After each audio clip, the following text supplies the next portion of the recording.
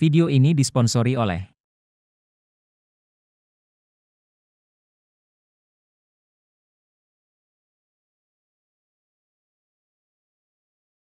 apalagi dengan penghargaan kota toleransi, dan dia bisa diterima semua suku, dan semua suku, oh ya, itu yang seharusnya kita. Memang sekarang ada suku lain yang bisa kayak gitu, why not?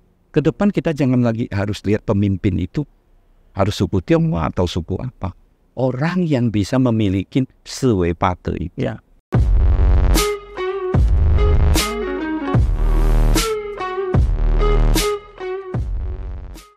Hari ini saya berkesempatan ngobrol dengan sosok yang menurut saya menarik untuk diajak bicara karena kecintaannya kepada budaya dan filosofi dari negeri tirai bambu. Panggilan akrab saya kepada dia adalah Pak Dion. Pak, terima kasih, selamat datang, sudah bersedia untuk ngobrol dengan saya di Ayo Bongkar, Pak. Terima kasih, terima kasih juga sudah diajak bicara. Gimana Pak kabarnya? Baik ya. Pak, seperti yang saya bilang, Bapak merupakan sosok yang menurut saya cukup menarik buat saya karena kecintaan Bapak terhadap dunia budaya dan filosofi dari Cina. Nah, Bapak juga bukan asing mengenai kota Singkawang. Nah, saya ingin mendengarkan perspektif Pak Dion tentang kota Singkawang dari kacamata Pak Dion sebagai orang yang cinta kepada budaya dan filosofi dari negeri Cina. Oke, terima kasih. Singkawang ini sangat unik. Unik, Pak ya? Unik, jadi mungkin satu-satunya di dunia. Okay. Ya. Bahkan orang China sendiri pun terkagum-kagum. Oh, okay. Ya, saya sudah pernah bawa berapa toko. Saya pernah bawa satu ahli kuliner Indonesia ya, namanya William Wongso. Kebetulan dia juga kakak kelas saya. Oke. Ke Singkawang, nggak salah tahun 2012 ya. Okay. Dia sangat tertarik dengan Singkawang. Dari kulinernya, dia bilang ini adalah makanan tradisional Chinese yang tidak ada perubahan, tidak terkontaminasi oleh pengawal asing. Originalitasnya masih betul-betul. Sampai setengah tahun kemudian dia bawa rombongan dari Inggris ke sini. Dia telepon saya kaget. Dia bilang ini luar biasa, dan dia cerita terus kemana-mana. Ya, kemarin juga bulan lalu dia ada kontak. Kalau Singkawang ada lagi acara festival apa, ajak dia. Dia pingin lagi ke sini lihat. Nah, itu kamu lihat seorang William Wongso loh ya. Nah, kemudian saya juga sering bawa orang China. Mereka kaget dengan begitu banyaknya kelenteng, ya, dan masih betul-betul dilakukan. Ada atraksi ini ya. Di China sendiri nggak ada katanya. Ya, mereka bilang ini kayak lihat China zaman dulu. Nah, ini yang luar biasa, ya kan. Makanya saya bilang ini adalah kota yang sangat unik. Ya, ini yang harus dilestarikan. Ya, makanya kita senang ke sini, ya, suasana. Jadi gelarnya nggak salah kan di sini. Kalau di Bali kan Pulau Seribu Temple ya. Nah, sini 1000 kelenteng. Nah, itu.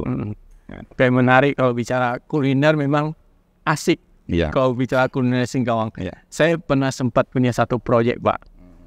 Kebetulan yang saya wawancara itu pembawa beritanya Metro TV. Dia pertama kali ke Singkawang, dia kaget, Pak. Kalau Singkawang itu punya kincipan. Kue tiaw goreng sederhana kalau diterjemahkan dalam bahasa Indonesia. Dia kaget, itu kue tiaw kincipan yang kami sebut itu tidak pakai daging, cuma sayur saja, kok bisa gurih seperti itu. Nah, itu salah satu kuliner yang asik yang ada di Singkawang. Tentu ada banyak lagi, Pak ya. Nah, Pak, kan tadi saya sebut Bapak mempunyai kecintaan terhadap budaya Cina dan juga filosofi. Nah, saya ingin kota Singkawang ini kan terkenal dengan kota tertoleran, dan yang kita punya gelar sebagai Tidayu, Tionghoa, Dayak, Melayu.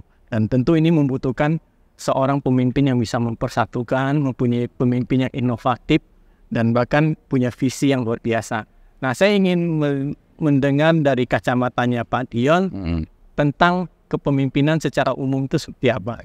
Oke, kalau saya dulu dari kecil kita tidak banyak belajar soal budaya Tionghoa, ya. Yang kita anggap Kongfucu itu seperti sembayang-sembayang. Sebenarnya salah. Kongfucu itu adalah filosofer, seperti Plato yang orang Barat. Ya. Sebenarnya Kongfucu dia mengajar, dia seorang guru. Nah, di situ cendekiawan. Pada saat itu negara China itu sangat perang, ya, kacau. Jadi dia mengajar muridnya untuk menjadi pemimpin. Nah, kita start dari situ. Seorang pemimpin, kalau dalam ajaran Kongfucu itu dikatakan Junzi. Junzi itu harus memiliki 4 sikap dan 8 kebaikan. Atau kita bilang 4为八德. Nah, 4为itu apa? Li, yi, lian, ce. Nah, itu 4 sikap. 八德itu 8 budi yang baik, ya. 忠孝, ren ai, ya, 和平, xin yi. Nah, kita bisa ambil dari situ. Itu yang harus dimiliki oleh seorang pemimpin. 4 sikap dan 8 budi yang baik. Baru negara itu bisa maju. Ya, itu ajaran Kongfucu sebenarnya. Kalau kamu malah bukan ngajar yang sembayang-sembayang itu sebenarnya Taojiao gitu. Ya, tapi karena ribuan tahun itu mix jadi satu. Nah, kita ngomong filosofi itu. Jadi kita mau cari pemimpin yang baik, kita harus cari pemimpin itu seorang Junzi. Ya kan? Nah, kalau menurut saya, yaitu yang kita pegang dulu. Pemimpin ini atau yang akan kita pilih ini memiliki itu enggak? Kalau sudah memiliki itu pantas dia jadi seorang Junzi, pemimpin yang baik. Ya, itu menurut bacaan atau pikiran yang saya lihat selama ini, dan ini terjadi di mana-mana. Ya, kalau suatu bangsa itu di sejarah Cina, ketika raja itu negara itu makmur, raja itu memiliki sikap itu. Ya, nah, perlu kita bahas lebih detail apa itu? Boleh. Ya, li. Nah, itu 4 sikap yang li. Li itu aturan. Youli.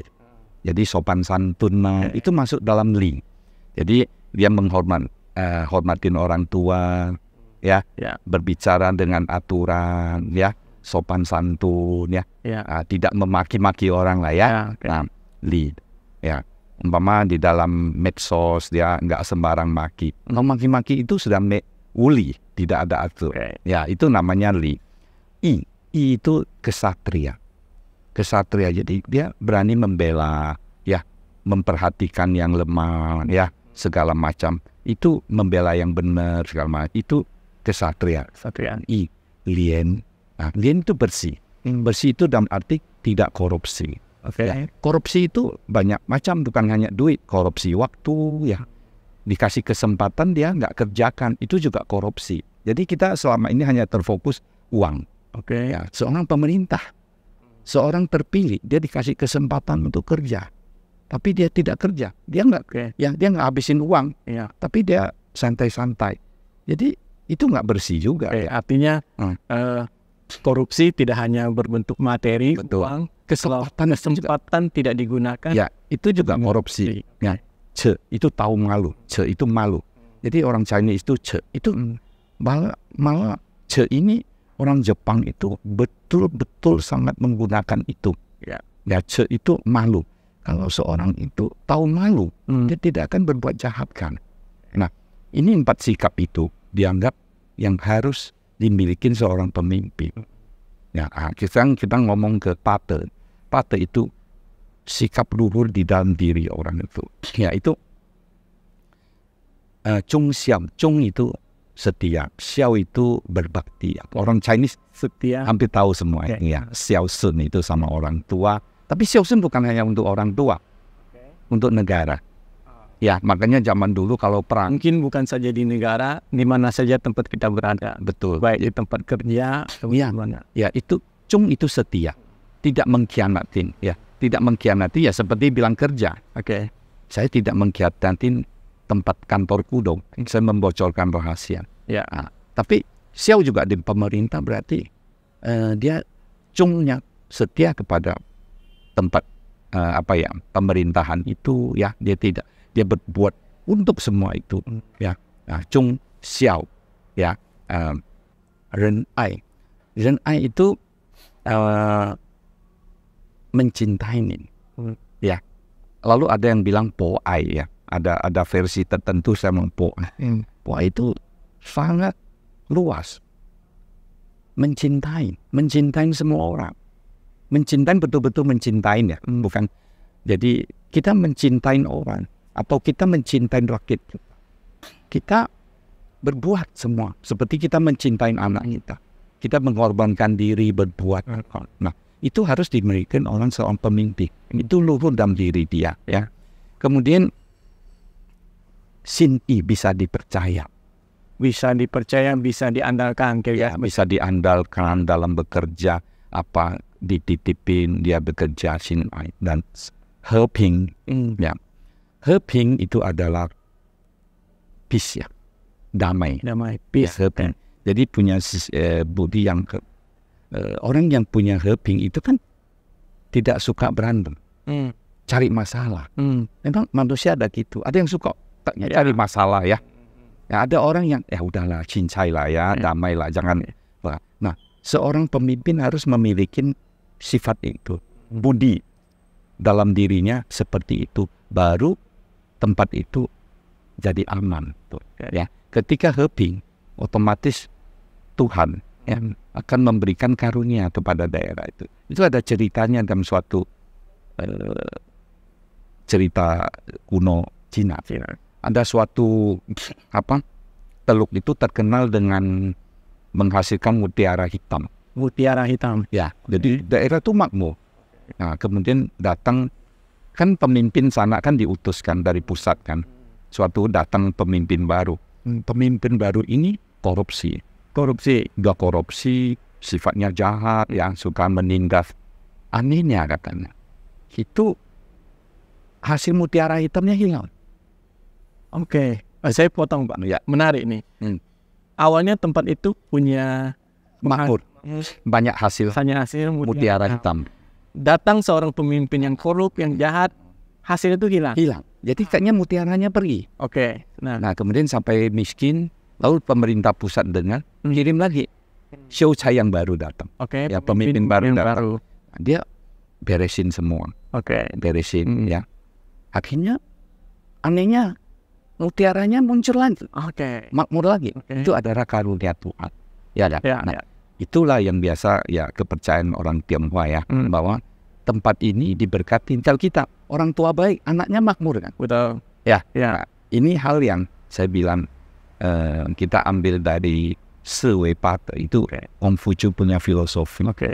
Ya. Nah, satu. Makanya kamu tanya pemimpin yang bagus mana, acuan kita adalah itu. Jadi punya nilai yang menurut filosofi dari Konfusius itu. Itu yang paling cocok jadi. Ya, menarik sih Pak, tadi saya mendengar cerita tadi. Jadi kalau misalnya kita betul kalau kita berbuat jahat itu pasti kita, kalau dalam agama kita berdosa. Nah, kalau saya mengutip dari kitab suci, kalau kita tahu yang baik tapi tidak melakukan, itu juga berdosa Pak. Nah, nyambung yang tadi, kalau sedang pejabat, pemimpin atau apapun, kalau dia punya kesempatan tapi tidak melakukan, itu akan hilang juga. Ya, betul. Kira-kira seperti itu ya Pak. Nah, Bapak kan juga mengikuti perkembangan Singkawang. Nah, saya agak masuk ke dunia politik nih Pak. Nah, menurut Bapak kepemimpinan yang sekarang ini, ya tentunya kita tahu wali kotanya adalah Wu Cai Cui-mi. Nah, apakah dari kacamata Bapak, beliau ini masuk dalam kriteria yang Bapak sebutkan tadi? Saya kebetulan pernah beberapa kali bantu calon ya, wali kota tempat lain juga, bukan hanya Singkawang. Saya menilai ya, Cui Mi adalah sangat cocok dengan yang ya paling cocok lah ya dengan kriteria yang tadi kita ngomong. Ya, mungkin bukan perfect 100% kan. Karena yang sempurna itu nggak ada. Kita lihat dari Li Lianzi, 4 sikap. Li, dia tahu aturan. Bu Cui Mi itu, dia sangat sopan. Ya, kepada yang tua. Ya, kita bisa lihat itu. Sampai konglomerat semua sayang dia. Dia tahu, dia bisa menghormati mereka, ya. Gini, jadi mereka sayang dia tuh seperti anak. Ya, itu Li. Itu sudah menjadi. Dia juga sangat kesatria, membangun apa yang dia janjikan ya waktu awal-awal sebelum dia ikut itu, dia memberikan presentasi, dia akan meneruskan berjuang untuk keindahan Singkawang dan airport, dan dia lakukan. Itu yang luar biasa ya. Nah, kemudian Lien ya, Lien bersih.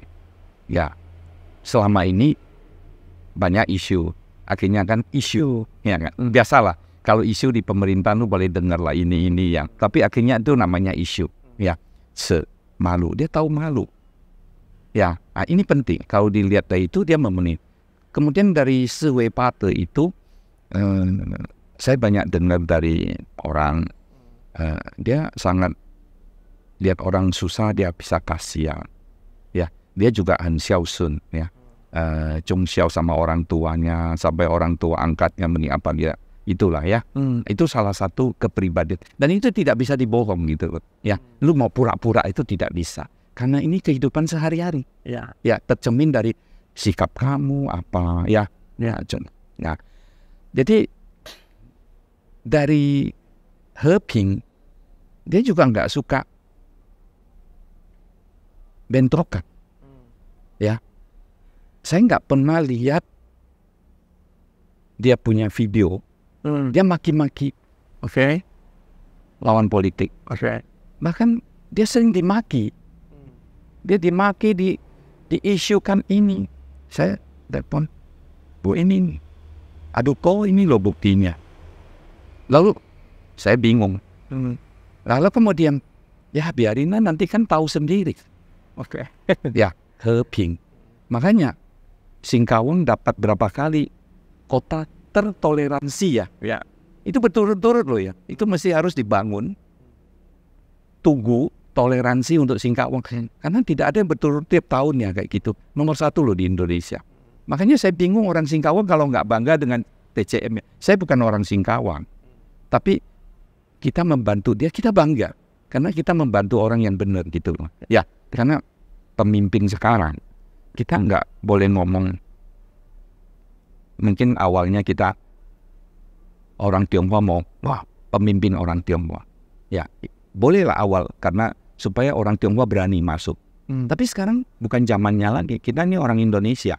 Hanya kebetulan kita ini turunan Tionghoa. Ya, kita nggak memilih saya lahir sebagai orang Tionghoa, sebagai orang Dayak, orang lain. Tapi kita harus memimpin, punya pemimpin yang bisa mempersatu kita. Kan enak. Sekarang tidak ada demo kan ya. Semua bersatu ya. Semua acara bagus ya. Acara tahun baru, Cap Gome rame ya. Semua suku ikut. Lebaran ya. Wow, itu di kota dihias begitu bagus ya. Kemudian acara Natal dihias luar biasa. Ya, itu Singkawang jadi makin menarik. Orang makin mau datang. Nah, terus terang, saya sering diminta, tolong dong kita tur ke Singkawang, karena videonya bagus sekali ya. Dia punya masjid itu bagus sekali gitu loh ya. Nah, waktu bangun masjid orang Tionghoa pada nyumbang juga. Waduh, saya terharu banget. Ya, lagi dibangun itu berapa puluh M ya. Sama ada orang temen dari itu bilang, waduh luar biasa. Belum pernah ada pemimpin kayak gini bisa attract orang nyumbang bangun masjid begitu besar ya. Hanya sayang tanahnya kurang gede ya. Nah itu. Lalu apa aja, pokok mau bangun semua turun tangan. Itu adalah betul-betul tidak ada di kota lain. Ya, hanya ada di sini. Ya. Nah ini yang lalu pembangunan airport ini kemarin saya dengar presiden bilang ini harus jadikan contoh. Ya, orang mau nyumbang. Dan mungkin ada yang nyumbang itu bukan hanya orang Singkawang loh ya. Justru yang nyumbang banyak itu pengusaha sukses dari Surabaya, ya, Palembang, apa segala macam. Nah, mengapa mereka mau nyumbang? Yaitu salah satu dari ketertarikan oleh Bu Chai Chee-ming. Ya, dia disayang mereka. Mereka melihat prospek. Ya, 150 M loh ya. Ya, sumbangan kan. Ya, itu yang saya dengar dari presiden ngomong sendiri. Nggak gampang. Saya udah bantu banyak orang. Mau minta 1 M aja susah. Ya, 150 M. Waduh, saya bilang, boleh juga saya tambahin. Saya pernah diajak meeting sama bupati tempat lain lah ya. Kita nggak usah ngomong. Dia bilang, bisa sih Pak. Saya tahu Bapak bantu. Mengapa? Bu Chai Chee-ming bisa Pak. Maksudnya mengumpulkan dana sebesar kayak donatur sebesar itu. Saya bilang, itu dia punya rezeki.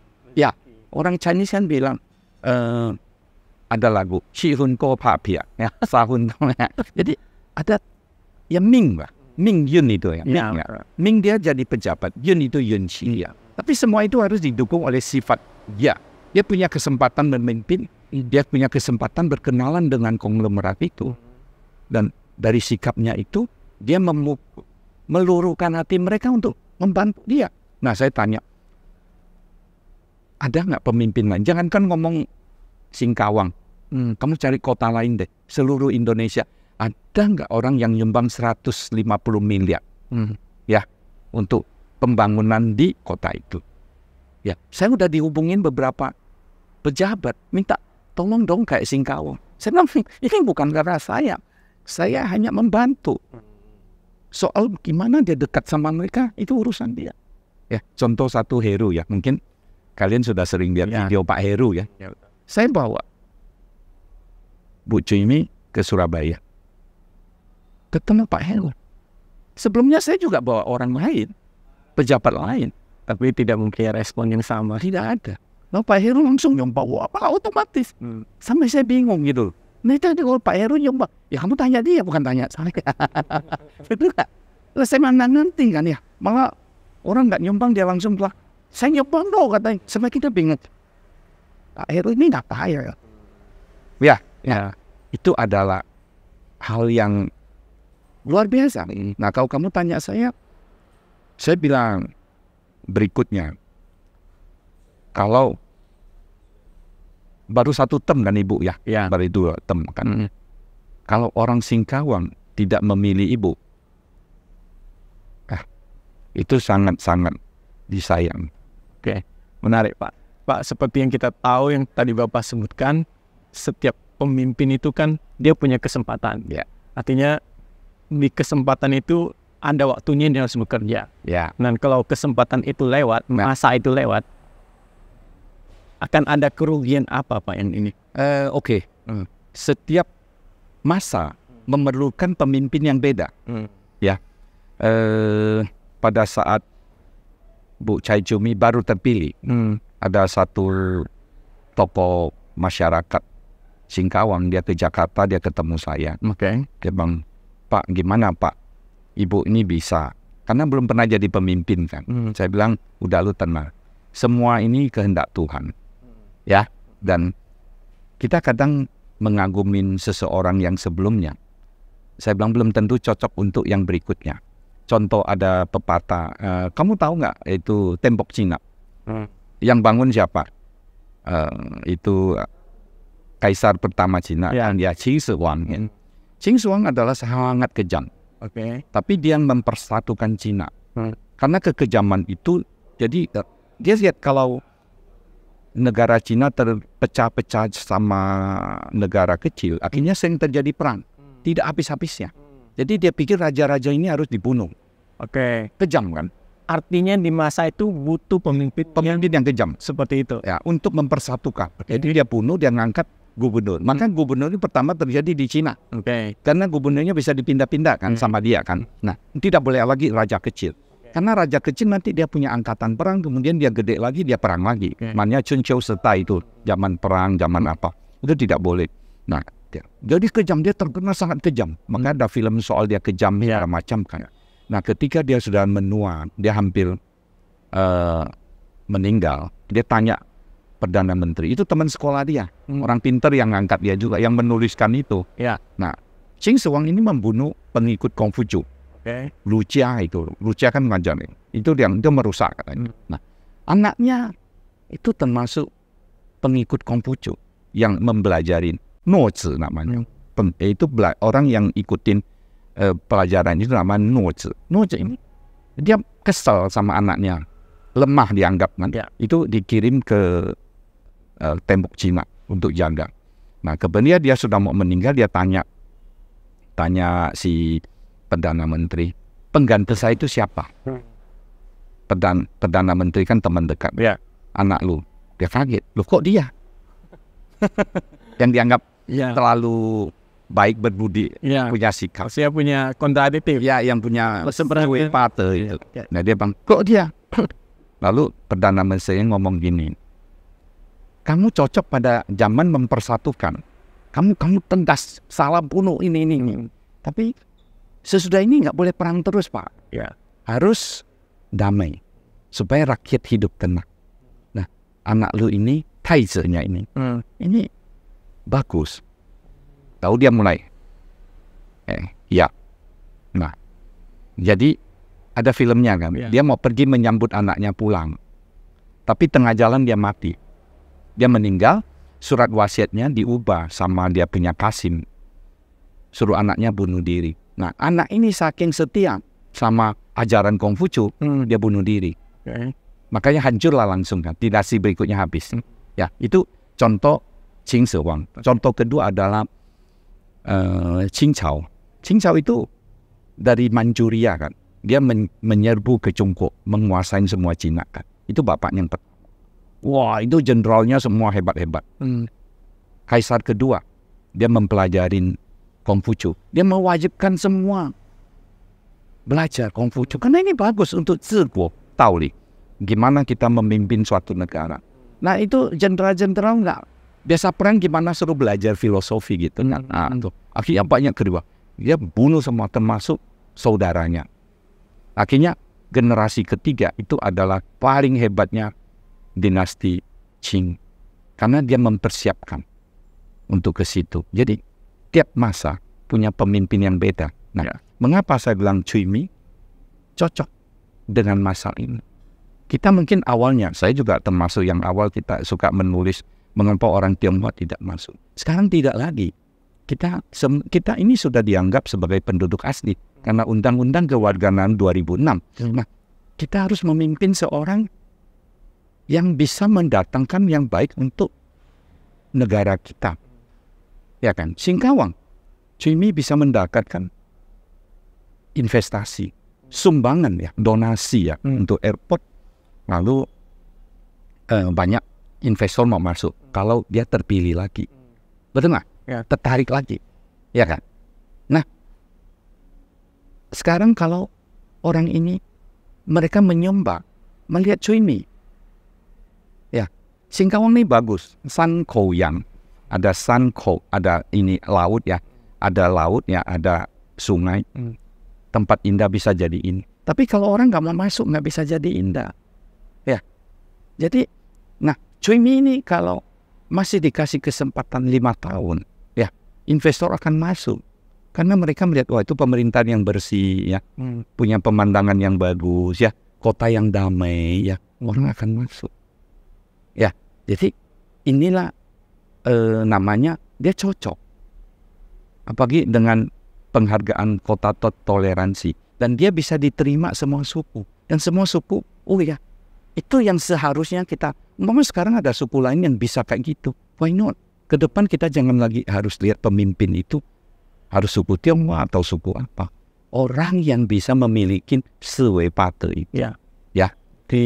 Harus memilih pemimpin yang Pak Dion sebutkan punya filosofis 4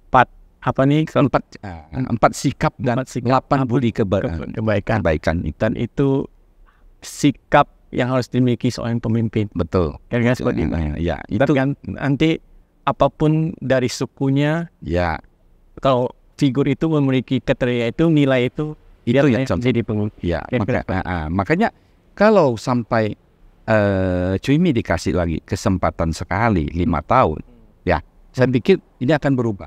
Karena airport ini bukan berarti sudah selesai. Ke depan masih banyak mau invest. Ini baru pintunya dibuka. Ya. Orang masuk ke dalam, mau invest, mau apa. Nah, ini masuk. Nah, nanti otomatis masyarakat ini bisa menerima. Ya, karena perlu waktu kan ya. Nah, baru kita ini kota damai itu dipertahankan. Nah, pemimpin berikutnya mereka akan melihat, saya harus kayak dia. Kalau enggak saya akan dibandingkan. Jadi kita sudah memberi suatu standar untuk pemimpin yang baik itu di sini. Kelaknya itu orang harus lebih tinggi. Ya, nggak mungkin dia lebih rendah. Nah, rakyat bisa menilai.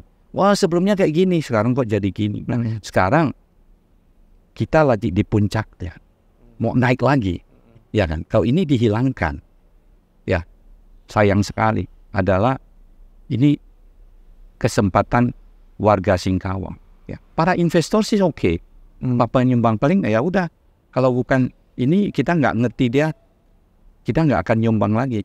Kita lihat lagi 5 tahun orang ini baik nggak sebelum saya nyumbang kan? Ya kan? Karena mereka harus belajar dulu dong. Orang ini berikutnya itu masih bisa nggak? Ya. Kalau nggak bisa, orang menilai kamu bukan sehari 2 hari. Ya. Ya. Cui Mi dinilai setelah bertahun-tahun, baru dana keluar. Sesudah dia hampir habis waktunya, baru dana itu keluar untuk bangun. Nah, sekarang kamu cari seorang, ya mungkin dia baik, tapi orang akan menilai lagi berapa tahun kemudian. Artinya butuh proses waktu lagi. Iya, orang mau belajar. Ya, terima kasih Pak. Tentu saya pribadi sebagai orang asli Singkawang, ya saya seperti yang tadi sampaikan, tentu kita menginginkan kondisi kondusif, damai itu. Betul. Di balik itu kita itu bisa membangun. Ya, itu yang paling penting, betul. Terima kasih. Jadi saya bisa menyimpulkan dari pembicaraan ini, artinya dari nilai filosofis yang Bapak sebutkan itu harus dimiliki oleh seorang pemimpin. Betul. Seandainya dia sudah memiliki itu, artinya pintu kesempatan, pintu hoki yang bisa itu terbuka. Terbuka. Untuk kota ini, bukan untuk dia. Ya. Oke, mungkin itu aja obrolan kita Pak. Terima kasih sudah berkesempatan untuk ngobrol. Ya, thank you. Salam sukses dan sehat buat Pak Dian. Oke, terima kasih ya.